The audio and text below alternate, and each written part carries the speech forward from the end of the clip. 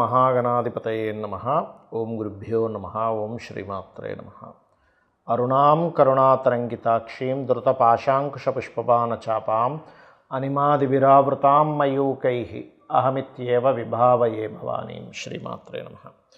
ప్రేక్షకులకి ఆ లలితాంబిక అమ్మవారి యొక్క అనుగ్రహం పరిపూర్ణంగా కలగాలని మనస్ఫూర్తిగా కోరుకుంటూ మనం ఈరోజు చెప్పుకుపోయేటువంటి టాపిక్ ఏమిటంటే నవంబర్ 1వ తేదీ నుంచి 15వ తేదీ వరకు 12 రాసుల వారికి లగ్నాల వారికి చూసుకోవచ్చు. లగ్నాలు తెలియని వారు రాసుని చూసుకోండి. వారికి ఎలా ఉండబోతుంది, ఏ విషయాల పట్ల వాళ్ళు జాగ్రత్త వహించాలి, మరియు గ్రహస్థితి ఏ విధంగా ఉంది అని చెప్పి చూసుకున్నట్లయితే మనకి చంద్రుడు ఈ 15 రోజుల పాటు కుంభరాశి నుంచి కన్యారాశి వరకు సంచరిస్తున్నాడు. ఇక కుంభంలో రాహువు, మీనంలో శని, కర్కాటక రాశిలో గురువు ఉన్నాడు. కాకపోతే గురువుతోని మనకి గురువు 12వ తేదీ వరకు ఉంటూ 12వ తేదీ మళ్ళీ వక్రగతి చెందుతాడు, అంటే అక్కడే ఉంటాడు కానీ వక్రిస్తాడు. అలాగే సింహరాశిలో కేతువు, మనకి శుక్రుడు కన్యారాశిలో నీచపడి ఉన్నప్పటికీ 2వ తేదీ నుంచి ఆయన తులారాశిలోకి ఓన్ హౌస్లోకి వెళ్ళిపోయి తులారాశిలో ఉన్నటువంటి రవికి నీచభంగ రాజ్యోగాన్ని ఇస్తున్నాడు. అదేవిధంగా 2 విరుద్ధ ఎనర్జీస్ ఉన్నటువంటి గ్రహాలైన కుజబుధులు కలిసి ఉన్నారు. ఈ యొక్క గ్రహస్థితిని అనుసరించి 12 రాసుల వారికి లేదా లగ్నాల వారికి ముందు లగ్నం ప్రధానంగా తీసుకొని దాని తర్వాత రాశి తీసుకోవచ్చు, తప్పేం లేదు. ఏ విధంగా ఉండబోతుంది, ఏ విషయాలు జాగ్రత్తగా ఉండాలనేటువంటి అంశాలు చెప్తుందో నేనైనప్పటికీ కూడా చెప్పేసిన సాక్షాత్ లలిత అమ్మవారిగా భావిస్తూ ఒక్కొక్కటిగా మనం తెలుసుకుందాం. వృషభం వారికి కనుక చూసుకున్నట్లయితే ప్రధానంగా మీరు ఈ 1, 2, 3 తేదీలు ఎవరితోనైనా మీరు అగ్రిమెంట్స్ చేసుకునేటప్పుడు చాలా జాగ్రత్తగా ఉండాలి. గుర్తుపెట్టుకోండి, అగ్రిమెంట్స్ విషయంలో అది వ్యాపార లాభాలకు సంబంధించిన విషయం కావచ్చు. ఎందుకంటే 7వ స్థానంలో కుజబుధులు ఉన్నందుకు పార్ట్నర్స్తోని లేనట్లయితే వివాహ జీవిత సంబంధించిన విషయంలో ఎంపిక చేసుకునేటువంటి అంశాల్లోని కొద్దిగా జాగ్రత్తగా ఉండాలి. అయితే ఇక్కడ 6, 7 తేదీలు మాత్రం మీకు వివాహ సంబంధించిన ప్రయత్నాలు చేసేటువంటి అంశంలో చాలా బాగుంటుంది. అందులో ఎటువంటి సందేహం లేదు, గుర్తుపెట్టుకోండి. అంటే ఆ ప్రయత్నాలు సఫలీకృతం అవుతాయి. మరియు 10, 11 తేదీలు మీరు చేసేటువంటి కొన్ని అగ్రిమెంట్స్ కానివ్వండి, కొన్ని ప్రయత్నాలు కానివ్వండి సఫలీకృతం అయ్యేటువంటి కాంబినేషన్స్ ఉన్నాయి అక్కడ. ఇక ఈ 12, 13 తేదీలు మాత్రం 14 తేదీలు ఈ 3 రోజులు మాత్రం ఎట్టి పరిస్థితుల్లో గృహ సంబంధించిన ప్రాపర్టీస్ అమ్మడానికి మంచిదే కానీ కొనుగోలు చేయడానికి మాత్రం మంచిది కాదు. ఇది ప్రధానంగా గుర్తుపెట్టుకోండి. ఇక మీకు ఫైనాన్షియల్గా చూసుకుంటే ధనాధిపతి అయినటువంటి బుధుడు కుజుడితో ఉన్నందుకు ఈ పార్ట్నర్షిప్స్ విషయాల్లో కొంచెం ఫైనాన్షియల్ మ్యాటర్స్ వల్లే, కొన్ని నిర్ణయాల వల్ల లేదా షేర్ మార్కెట్లో మీరు ఇంకొకరితో కలిసేతో చేసేటువంటి అంశాల వల్ల కొంత ఘర్షణ వాతావరణం ఉంది కాబట్టి వీటిని కాస్త అవాయిడ్ చేయండి. 4వ స్థానంలో కేతు ఉన్నాడు కాబట్టి గృహంలో తెలియకుండానే ఈశాన్య భాగంలో కొన్ని బరువులు పెట్టడం తద్వారా కూడా ఇబ్బంది వస్తూ ఉంటుంది. అది కొంచెం కాస్త జాగ్రత్తగా చూసుకోండి. అలాగే 6వ స్థానంలో శుక్రుడు ఉన్నందుకు ప్రధానంగా ఇక్కడ మనకి 7వ స్థానంలో కుజుడు బుధుడు ఎప్పుడైతే ఉన్నారో ఇది వివాహ జీవిత భాగస్వామిని ఎంపిక చేసుకునే విషయంలోని కొంచెం చూసుకోవాలి. 6వ స్థానంలో ఎప్పుడైతే శుక్రుడు రవి ఉంటాడో ఇది ప్రధానంగా మీకు ఏంటంటే వివాహ సంబంధించినటువంటి అంశంలో జీవిత భాగస్వామిని ఎంపిక చేసుకునే విషయంలో జాగ్రత్త ఉండాలని చెప్తుంది. కాకపోతే ఇది ఇచ్చే పాజిటివ్ ఫలితం ఏమిటి అంటే మీరు ఏదైనా గవర్నమెంట్ జాబ్స్, అందులో పర్టికులర్గా బ్యాంకింగ్ సెక్టార్స్, ఫైనాన్షియల్ రంగాలకు సంబంధించినటువంటివి ఏవైతే మీరు ప్రయత్నం చేస్తుంటారో ఆ యొక్క ప్రయత్నాలు మీకు సక్సెస్ అవుతాయి, అందులో ఎటువంటి సందేహం లేదు అనేటువంటి చూపిస్తుంది. ఇక ఉద్యోగ సంబంధించినటువంటి అంశంలో ప్రధానంగా మీరు ఈ 1వ తేదీ మీరు ఎవరితోనైనా సరే చూడండి, ఒక్కోసారి మనం ఉద్యోగం కోసం ఎవరికి మనీ ఇస్తున్నామండి, అవి డబ్బులు మరి చేయొచ్చా చేయకూడదు సంశయిస్తూ ఉంటారు. అసలు ఇవ్వకండి 1వ తేదీ ప్రధానంగా. తర్వాత అయినా సరే కొన్ని కన్సల్టెన్సీ అథెంటిక్గా ఉండేటువంటి మంచి కన్సల్టెన్సీ కంటే ఫీజు పే చేయడం, ఎవరో తెలియకుండా గవర్నమెంట్ జాబ్ ఇప్పిస్తాం అది ఇది అంటారు. అటువంటి విషయాల్లో కొంత జాగ్రత్తగా ఉండాలి, గుర్తుపెట్టుకోండి. ఇక మీరు నిత్యము చేయవలసినటువంటి దేవతారాధన లలిత అమ్మవారి యొక్క ఆరాధన చేయండి. లక్ష్మీ నరసింహస్వామి యొక్క కరావలంబ స్తోత్రం చేసుకోండి. అదేవిధంగా ఈ యొక్క కార్తీక మాసంలో గోవులకి క్యారెట్స్, గోంగూర తినిపించండి, అన్ని విధాలా బాగుంటుంది. ఈ యొక్క కార్తీక మాసంలో మీకున్న సమస్యని బట్టి ఎటువంటి పరిహారం చేసుకుంటే బాగుంటుంది.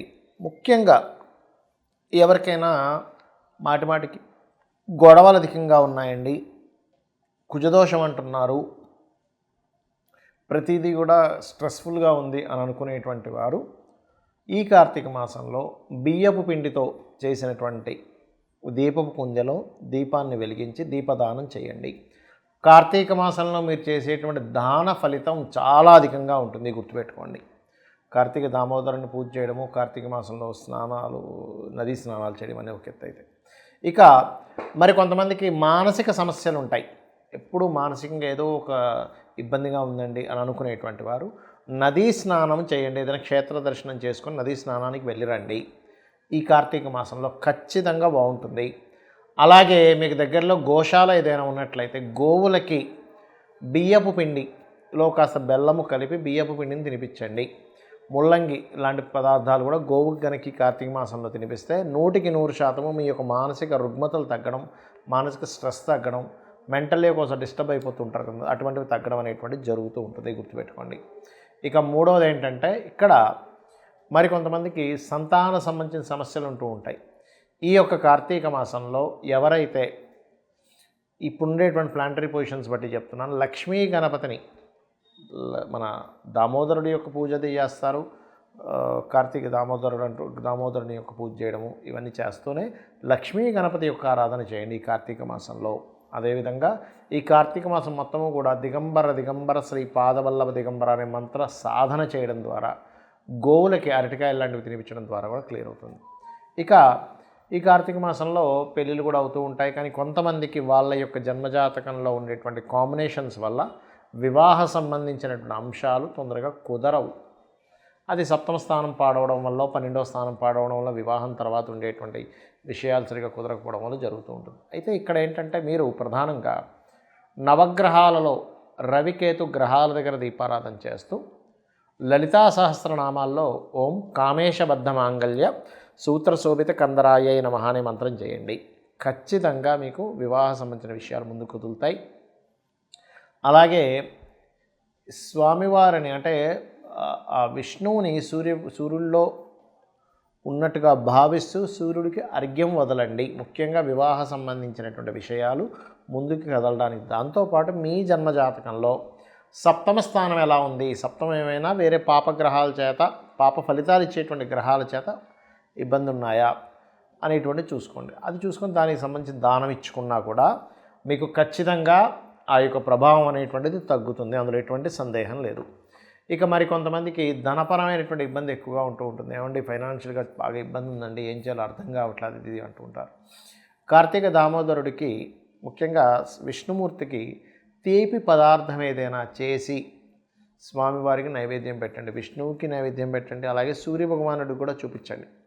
ఈ రెండూ చేస్తున్నట్లయితే ఈ కార్తీక మాసంలో, వీటితో పాటు మీరు లలితా సహస్రనామాలలో ఓం సంపత్కరీ సమారూఢ సింధుర వ్రజసేవితాయే నమః, లేదా ఓం ధర్మాధ్యక్ష ధనాధ్యక్ష ధనధాన్య వివర్ధినియే నమః అనే నామస్మరణ చెయ్యండి. ఖచ్చితంగా మీకు బాగుంటుంది. ఇక విదేశాల్లో ఉంటూ ఇప్పుడు ఉన్నటువంటి సిచ్యువేషన్ అందరికీ తెలుసు. అక్కడ నుంచి మనకి యుఎస్ నుంచి వెనక్కి రావడం కానీ, యుఎస్ నుంచి ఇంకో దేశానికి వెళ్ళడం కానీ ఇలాంటివి జరుగుతూ ఉన్నాయి.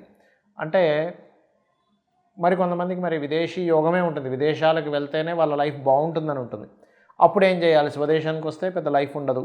వాళ్ళు చదువుకున్న చదువు కానివ్వండి, వాళ్ళు చేసినటువంటి రీసెర్చ్ కానివ్వండి, వాళ్ళు పడ్డ కష్టం కానివ్వండి, విదేశాలకు వెళ్తేనే అది తీరుతుంది. అప్పుడు ఏమిటి, ఇంకో దేశానికైనా వెళ్తే బాగుంటుంది, ఇంకొక రకరకాల దేశాలు ఉంటాయి, యుఎస్ఏ ఉందా. అలాంటి వారు మరొక దేశానికి వెళ్ళి అక్కడ మీరు సక్సెస్ అవ్వాలి అంటే ఈ కార్తీక మాసంలో రుద్రము వినండి, రుద్రాభిషేకం చేయించుకోండి.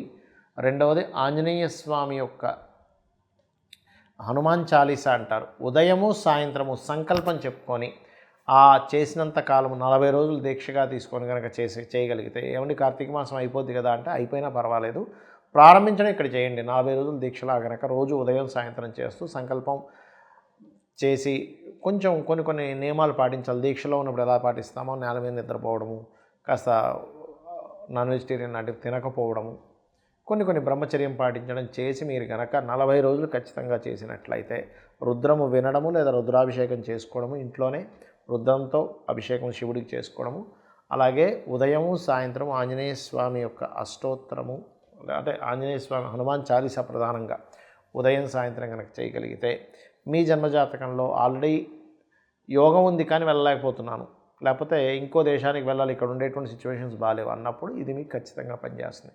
కానీ ముఖ్యంగా మీరు తెలుసుకోవాల్సింది అసలు మీ జాతకంలో యోగం ఉందో లేదో తెలుసుకోండి. యోగం ఉందో లేదో తెలుసుకోకుండా చేస్తూ ఉంటే ఏమవుతుందంటే ఇది ఇంకొక దానికి దారితీస్తుంది, కానీ ఇది ఇవ్వాలని రూల్ లేదు.